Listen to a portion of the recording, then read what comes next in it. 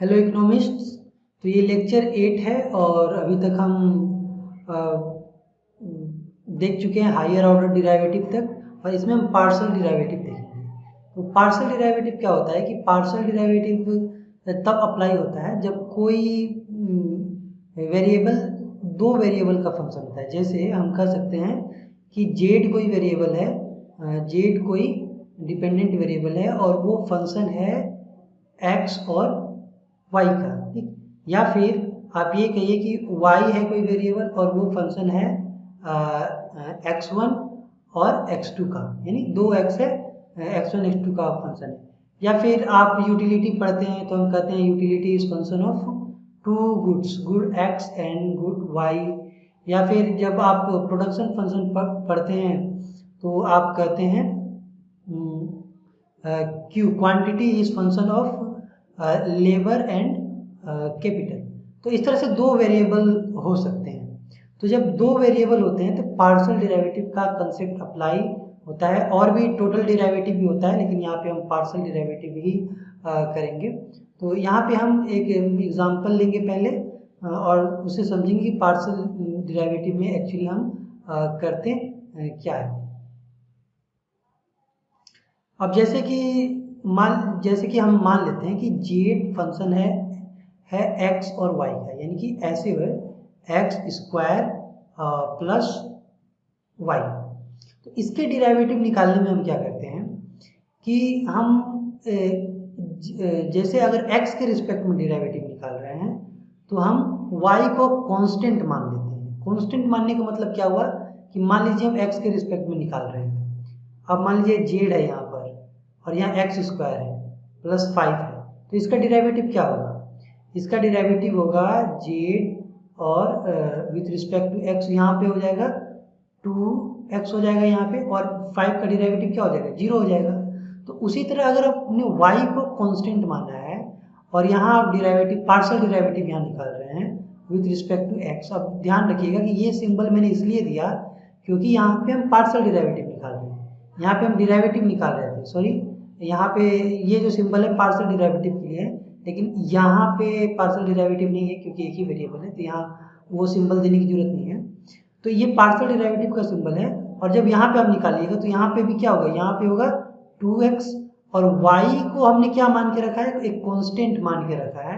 तो इस ये जैसे यहाँ पे 5 फंक्शन कर रहा है कि 5 का डिराइवेटिव 0 होगा, उसी तरह y का भी डिराइवेटिव क्या हो जाएगा? यहाँ पर 0 हो जाएगा, यानी कि इसका भी आंसर 2x होगा। अब एक और एग्जांपल से थोड़ा समझते हैं कि जैसे आपको दिया गया है z is equal to x y x square y. अब यहाँ पर आप x के रिस्पेक्ट में डिराइवेटिव निकालेंगे। अब फिर से इधर पे आइए कि अगर मैं क्वेश्चन को इस तरह कर दूं, मैं y की जगह पे 5 ला दूं और यहाँ एक्स स्क्वायर लिख दूं, तो ये क्या हो गया? यहाँ 5 कांस्टेंट है, ठीक। तो वो क्या होता है? कांस्टेंट जैसे है उसी तरह रहता है, 5 यहाँ इसी तरह रहेगा और ये 2 से मल्टीप्लाई हो जाएगा, यानी 5 इंटू 2 और फिर x हो जाएगा, यानी कि ये हो जाएगा 10x। अब इसी तरह y जब पार्शियल डिराइवेटिव आप कर रहे हैं विथ रिस्पेक्ट टू x कर रहे हैं तो क्या होगा? y को हमने कांस्टेंट मान के रखा है, तो यहाँ क्या होगा? y एज इट इज रहेगा और x का जो ये 2 है इधर आ जाएगा और यहाँ x हो जाएगा और y जैसे है वैसे ही रहेगा। अब जैसे 5 यहाँ 2 से मल्टीप्लाई होगा, लेकिन y तो यहाँ 2 से मल्टीप्लाई नहीं हो सकता है, तो हम यहाँ सिंपली y और x को अलग हमने लिखा है, तो ये इसका डिराइवेटिव हो गया 2xy। अब देखिए कि इसी चीज को अगर मैं ऐसे डिराइवेटिव करूँ, जैसा अभी ये सारा डिराइवेटिव मैंने किया, इसको मैं बस y के रिस्पेक्ट में कर दूं, जैसे यहाँ विथ रिस्पेक्ट टू y, तो क्या होगा? इस बार क्या होगा कि इसमें इसका अगर आप कर रहे हैं यहाँ पर तो ये कांस्टेंट माना जाएगा और ये कांस्टेंट है ये पूरा, इसका मतलब क्या होगा? इसका 0 हो जाएगा और y का डिराइवेटिव क्या हो जाएगा? 1, क्योंकि हम y के रिस्पेक्ट में कर रहे हैं तो x को कांस्टेंट मानेंगे। और इसी तरह जब आप इसका कीजिएगा y के रिस्पेक्ट में, तो यहाँ पर भी क्या कीजिएगा आप कि आप x को कांस्टेंट मानकर चलिएगा। तो जब आप x को कांस्टेंट मानकर चलिएगा तो ये x square as it is रहेगा और आप y का डेरिवेटिव निकालेंगे, तो y का डेरिवेटिव 1 है, 1 होगा, और यहाँ पे क्या हो जाएगा x square as it is जो है उसी तरह जाएगा। यानी कि ये डेरिवेटिव हो गया with respect to x with respect to y, जहाँ पे हमने एक्स को कांस्टेंट मान लिया। तो यही बस अंतर है पार्शियल डेरिवेटिव में और जो पहले हम डेरिवेटिव कर रहे थे। रूल जो डेरिवेटिव का है वही सारे अप्लाई होते हैं, बस जो दूसरा वेरिएबल होता है उसे हम क्या मान लेते हैं, उसे हम कांस्टेंट मान लेते हैं। अब यहाँ एक चीज हम लोग और कर सकते हैं, यहाँ कर सकते हैं कि हम किसी फंक्शन को एक बार x से डिराइवेटिव करें और उस एक बार y से डिराइवेटिव करें, ये भी हम कर सकते हैं। तो चलिए इसे भी एक एग्जांपल लेकर समझते हैं। अब जैसे कि मान लीजिए z जो फंक्शन है वो कुछ इस तरह है, ये पहले यहाँ पे एक्स स्क्वायर है और फिर यहाँ पर वाई स्क्वायर है।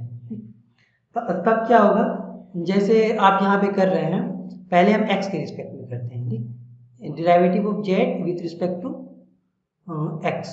तो ये क्या हो जाएगा, यहाँ पे 2x हो जाएगा और इसका डेरिवेटिव 0 हो जाएगा क्योंकि ये कांस्टेंट है। इससे अटैच होता तो हम मल्टीप्लाई कर देते, लेकिन ये प्लस में है इसलिए क्या हो जाएगा 0 हो जाएगा। ये तो मैं आपको बता चुका हूँ। अब देखिए कि अब इसे ही हम फिर से डिराइवेटिव करेंगे y के रिस्पेक्ट में, यानी कि जो सेकेंड ऑर्डर डिराइवेटिव होता है तो ये सेकेंड ऑर्डर पार्शियल डिराइवेटिव हो गया, ठीक। तो ये कैसे हो जाएगा, ये हो जाएगा यहाँ पे हो जाएगा 2z और फिर यहाँ पे हो जाएगा x और फिर यहाँ पे हो जाएगा y। अब यहाँ पे देखिए एक बार x से हम कर चुके हैं, अब हमें इसे ही y से करेंगे, तब ये इस तरह से नोटेशन हम लिखेंगे, यानी हम x से कर चुके हैं अब y से करेंगे। तब ये क्या हो जाएगा, जब y के रिस्पेक्ट में कीजिएगा तो ये तो पूरा x में है यानी कि ये कांस्टेंट है, तब इसका क्या हो जाएगा, ये 0 हो जाएगा।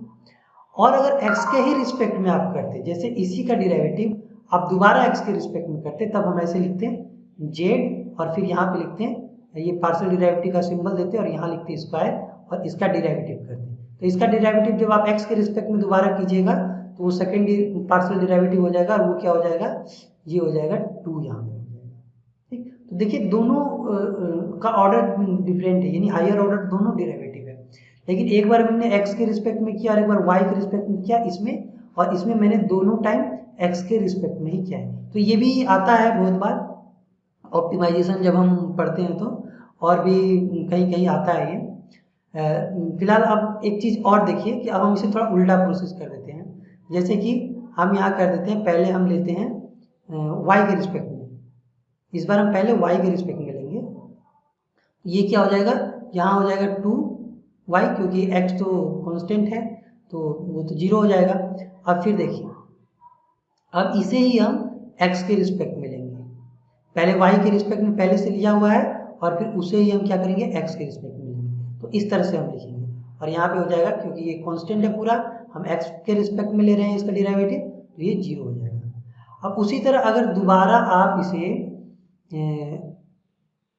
y के रिस्पेक्ट में लीजिएगा तो इस तरह से आप लिखिएगा, यहाँ पे 2 और यहाँ पर भी 2 होगा और इसका जो डेरिवेटिव होगा y के रिस्पेक्ट में वो 2 होगा, जैसा कि सिंपल पावर फंक्शन रूल में आप करते हैं।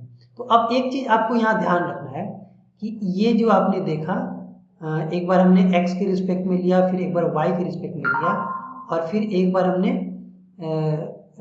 y के रिस्पेक्ट में लिया इस केस में यहाँ पर, और फिर x के रिस्पेक्ट में लिया। तो ये हमेशा बराबर होता है, जिसे हम यूंग थ्योरम कहते हैं, ठीक। तो इसका भी एप्लीकेशन बाद में आएगा तो वहाँ हम डिटेल से देखेंगे, लेकिन फिलहाल जो सिंपल आइडिया है पार्शियल डेरिवेटिव का जो एप्लीकेशन में आता है वो मैंने आपको बता दिया हूँ, और जब ये एप्लीकेशन में आएगा तो वहाँ पे मैं आपको और भी डिटेल से इसे एक्सप्लेन करके बताऊँगा। तो इस वीडियो जुड़ने के लिए थैंक यू। और डेरिवेटिव का लगभग हमने जो जरूरी था माइक्रो इकोनॉमिक्स के लिए वो ख़त्म कर लिया है, और अगर कुछ टॉपिक बच गए हैं तो उसे हम करेंगे, लेकिन हम जल्दी ही अब माइक्रो इकोनॉमिक्स शुरू करेंगे। हो सकता है कि हम कल से ही कल तक तो ये सब चलेगा, परसों से ही माइक्रो इकोनॉमिक्स शुरू हो जाएगा और कल से मैं माइक्रो इकोनॉमिक्स की वीडियो डालना शुरू कर दूँगा। तो थैंक यू इस वीडियो से जुड़ने के लिए।